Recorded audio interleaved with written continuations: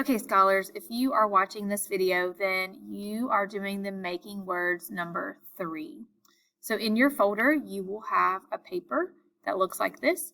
And today, Miss Esther is going to let you cut your letters and place them in the Ziploc bag. So the first thing you need to do is grab the paper and your pair of scissors, and you are going to cut on this dotted line right here. So right here where you see Miss Esther kind of moving, that is where you are going to cut on that dotted line, and you're going to make one whole big strip. Okay, so cut on that dotted line, and then you're going to cut on each of these dotted lines going down. So 1, 2, 3, 4, 5, 6, 7, 8, 9. So go ahead and pause the video and cut out your letters.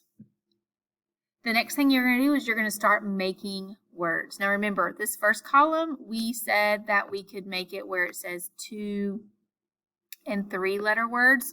So go ahead and make that 2 and 3 letter words. And then we have our 4 letter, our 5 letter, and our 6 letter words. I'll go ahead and give you 2 clues for the mystery word. The first letter starts with a G, and the last letter is a D.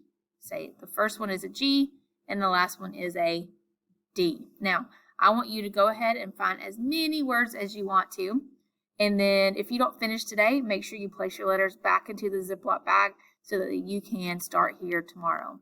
Also, remember that you have 1, 2, 3, 4, 5, 6, 7, 8, 9 letters, and that you have 1 U and 1 N. Okay, so make sure you realize that when you are making your words. Can't wait to see how smart you are and how many words you can create.